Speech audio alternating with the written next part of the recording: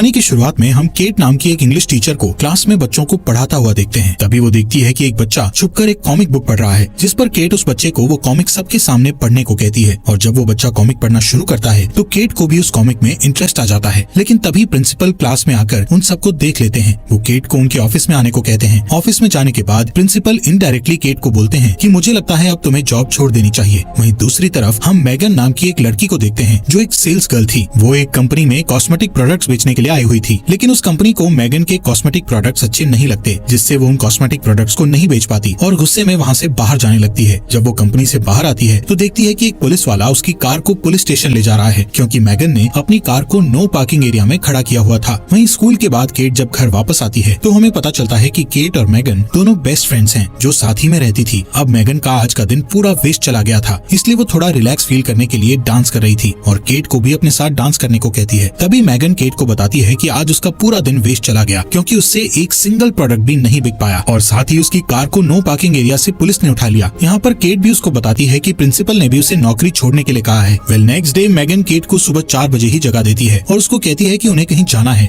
लेकिन केट मैगन से कहती है कि इस बारे में हम सुबह बात करेंगे। लेकिन मैगन उससे कहती है कि उनकी फ्लाइट को सिर्फ 3 घंटे रह गए हैं। यहाँ केट मैगन के साथ जाना तो नहीं चाहती थी, लेकिन मैगन ने पहले से ही उसकी टिकट्स बुक करा रखी थी, तो केट को मैगन के साथ मजबूरी में जाना ही पड़ता है। एयरपोर्ट पर पहुंचने के बाद मैगन एयरपोर्ट पर लंबी लाइन देखकर समझ जाती है कि अगर वो इस लाइन में लगे रहे तो उनकी फ्लाइट मिस हो जाएगी। तभी मैगन एयरपोर्ट पर काम कर रहे एक लड़के के पास जाकर उसके साथ फ्लर्ट करने लगती है, जिससे वो लड़का उन्हें बिना लाइन में इंतजार करे आगे भेज देता है। इसके बाद केट और मैगन दोनों प्लेन पर चढ़कर अपनी अपनी बुक की हुई सीट पर बैठ जाती हैं। केट को ऊंचाई से बहुत डर लगता था, इसलिए वो एंग्जाइटी पिल्स खा लेती है। थोड़ी टाइम बाद रायन नाम का एक लड़का वहाँ आकर उन दोनों के बीच वाली सीट पर बैठ जाता है। रायन एक फायर फाइटर था, इसलिए उन दोनों को ही रायन बहुत ज्यादा पसंद आता है, जिससे मैगन और केट दोनों ही रायन के साथ फ्लर्ट करना शुरू कर देती हैं। लेकिन ज्यादा एंग्जाइटी पिल्स लेने की वजह से केट थोड़ी देर बाद बेहोश हो जाती है। तभी प्लेन का कैप्टन एक अनाउंसमेंट करता है कि फ्लोरिडा में भारी तूफान आने की वजह से वो प्लेन को सेंट लुई में लैंड करा रहे हैं। अब यहाँ पर अगली फ्लाइट के शेड्यूल होने तक मैगन और केट सेंट लुई के एक शेरेटन नाम के होटल में रुक जाते हैं। होटल के रिसेप्शन पर पहुंचकर मैगन को पता चलता है कि उसका बैग एयरपोर्ट पर ही कहीं खो गया है। इस बात से वो अपसेट हो जाती है। फिर भी वो दोनों अपने रूम में जाने के लिए लिफ्ट में चढ़ने लगती हैं कि तभी वहाँ उन्हें रायन मिलता है। रायन के पूछने पर मैगन उसे बताती है कि हम यहाँ पर अपनी फ्रेंड की शादी के लिए आई हैं। साथ ही वो रायन से भी पूछती हैं कि तुम यहाँ पर क्यों आए हो, जिस पर रायन उन्हें बताता है कि वो भी शादी में कुछ दिन बाकी होने की वजह से वहाँ पर रुका हुआ है। यहाँ पर रायन उन दोनों से शाम को उसके साथ ड्रिंक पर चलने के लिए पूछता है, जिसके लिए वो दोनों हाँ कर देती हैं। अपने रूम में पहुँचने पर मैगन केट से कहती है कि मेरा बैग एयरपोर्ट पर रह गया है, इसलिए मेरे पास अब शाम को पहनने के लिए कुछ भी नहीं है, तो क्या तुम अपनी ड्रेस मुझे दे सकती हो। केट उसे ये कहते हुए मना कर देती है कि मेरे पास भी सिर्फ एक ही ड्रेस है। शाम को केट मैगन को बिना बताए रायन से मिलने अकेले ही चली जाती है। रायन केट से मैगन के बारे में पूछता है। केट उसे कहती है कि मुझे नहीं पता मैगन क्यों नहीं आई। यहाँ पर वो दोनों बात कर ही रहे थे कि तभी रायन मैगन को आते हुए देखता है। मैगन एक ट्रेडिशनल ड्रेस पहनकर आ रही थी। रायन मैगन को इंडियन ड्रेस में देखकर सरप्राइज्ड हो जाता है, क्योंकि इंडियन ड्रेस में वो बहुत ही ज्यादा खूबसूरत लग रही थी। तभी वो न्यूज में देखते हैं कि फ्लोरिडा में तूफान और भी ज्यादा भयानक हो गया है, जिससे उनकी फ्लाइट और भी ज्यादा लेट कर दी गई है। इस न्यूज को सुनकर रायन बहुत परेशान हो जाता है। अब रायन को थोड़ा रिलैक्स फील कराने के लिए केट और मैगन उसके सामने डांस करती हैं, लेकिन डांस करते वक्त मैगन बहुत एक्साइटेड हो चुकी थी, जिससे उसकी ड्रेस नीचे गिर जाती है। इसके बाद वो तीनों वहाँ से होटल वापस जाते हैं। अपने रूम में जाते वक्त मैगन केट से लड़ने लग जाती है कि तुम रायन से मिलने अकेले क्यों चली गई थी, क्योंकि वो दोनों ही रायन को पसंद करती थी। अगले दिन मैगन रायन से कहती है कि हम तीनों को हॉट एयर बलून की राइड लेनी चाहिए। अब क्योंकि केट को ऊंचाई से डर लगता था, इसलिए वो उनके साथ जाने से मना कर देती है। इसी बात का फायदा उठाकर मैगन रायन से कहती है कि फिर हम दोनों को ही हॉट एयर बलून के लिए जाना चाहिए। लेकिन केट मैगन को अकेले रायन के साथ हॉट एयर बलून पर नहीं जाने देना चाहती थी, इसलिए ऊंचाई से डर लगने के बावजूद भी वो हॉट एयर बलून पर जाने को तैयार हो जाती है। बलून का कैप्टन थोड़ा ऊंचाई पर पहुंचते ही उनको बताता है कि वो 500 फीट की ऊंचाई पर पहुंच गए हैं। ये सुनकर केट और भी ज्यादा डर जाती है। केट को डरता देखकर रायन उसको शांत करने की कोशिश करने लगता है, लेकिन इसी बीच मैगन शैंपेन की बोतल को खोल देती है, जिससे उस बोतल का ढक्कन सीधा जमीन पर जाकर बलून उड़ा रहे कैप्टन की आंख पर जोर से लगता है और उसे कुछ भी दिखाई नहीं दे रहा था। अब क्योंकि कैप्टन की एक आंख पहले से ही नहीं थी, इसलिए वो बिना देखे ही अपना हॉट एयर बलून एक बच्चों की चल रही पार्टी में लैंड कर देता है। इसके बाद वो तीनों दोबारा होटल में चले जाते हैं। होटल में पहुंचकर रायन उनको कहता है कि पूल में स्विमिंग करने जा रहा हूँ। अब क्योंकि रायन उन दोनों से बलून राइड खराब करने के लिए नाराज था, इसलिए केट और मैगन पूल में रायन को इम्प्रेस करने के लिए बहुत छोटी ड्रेस पहनकर आ जाती हैं। वो दोनों रायन के सामने एक साथ पूल में डाइव लगा देती हैं, लेकिन पूल में कूदने की वजह से मैगन की आंख पर चोट लग गई थी। नेक्स्ट डे वो दोनों उस होटल के कैफे में बैठी हुई थी, जहाँ पर केट जूस पीते वक्त रायन को एक बैग के साथ कहीं पर जाते हुए देखती है। वो दोनों जल्दी से उसके पास जाकर उससे पूछती हैं कि आखिर तुम कहाँ कहाँ जा रहे हो। रायन उनको बताता है कि वो एक वेडिंग में जा रहा है, जिस पर मेगन और केट रायन से कहती है कि क्या हम भी तुम्हारे साथ चल सकते हैं। रायन उनको अपने साथ जाने के लिए हाँ कह देता है। अब वेडिंग में जाने के लिए वो एक कार में बैठते हैं, जिसके ड्राइवर का नाम क्रैग था। क्रैग को मेगन बहुत पसंद आती है। रास्ते में मेगन रायन के हाथ पर लोशन लगाने लगती है, क्योंकि उसके हाथ पर मामूली सी चोट लग गई थी। लेकिन ये देखकर केट मेगन से जेलस फील करती है, इसलिए वो क्रैग और रायन को अपने फोन में मेगन की एक बचपन की फोटो दिखाते हुए उसका मजाक उड़ाने लगती है। कुछ टाइम बाद क्रैग गाड़ी में पेट्रोल भरवाने के लिए एक फ्यूल पंप पर कार रोकता है। उस फ्यूल पंप पर केट वॉशरूम के लिए चली जाती है, लेकिन तभी बाहर से मेगन वॉशरूम का डोर बंद कर देती है, क्योंकि वो केट से अपनी इंसल्ट का बदला लेना चाहती थी। अब केट बाथरूम में फंस गई थी। बाहर मेगन रायन के साथ फ्लर्ट कर रही थी, लेकिन किसी तरह केट बाथरूम की विंडो से बाहर निकल आती है, लेकिन उसके सारे कपड़े गंदे हो चुके थे। केट की ऐसी हालत देखकर रायन केट से पूछता है कि तुम्हारे कपड़े गंदे कैसे हो गए, जिस पर केट गुस्से से उनको बताती है कि कोई सिरफिरा बाथरूम को बाहर से लॉक कर गया था। यहाँ पर केट जल्दी से एक वाटर पाइप से खुद को साफ करती है और इसके बाद वो चारों वेडिंग के लिए निकल पड़ते हैं। रास्ते में केट रायन को अपनी तरफ लाने के लिए उसे कहती है कि मेरे कंधे पर चोट लग गई है, जिससे रायन केट के कंधे की मसाज करने लग जाता है। अब यहाँ पर ये देखकर मेगन गुस्से से भर जाती है, इसलिए वो एक वाइन बोतल में नींद की गोलियां मिलाकर केट को पीने के लिए देती है, लेकिन केट वो वाइन पीने से मना कर देती है, क्योंकि अब वो जान चुकी थी कि ये बस मेगन की एक चाल है। यहाँ पर क्रैग मेगन के हाथों से बोतल लेकर पूरी पी जाता है। कुछ वक्त बाद मेगन, केट और रायन सो जाते हैं, लेकिन इसी बीच नींद की गोलियों की वजह से क्रैग को भी ड्राइव करते समय नींद आ जाती है, जिसकी वजह से थोड़ी दूर जाकर उनकी कार का एक्सीडेंट हो जाता है। एक्सीडेंट की वजह से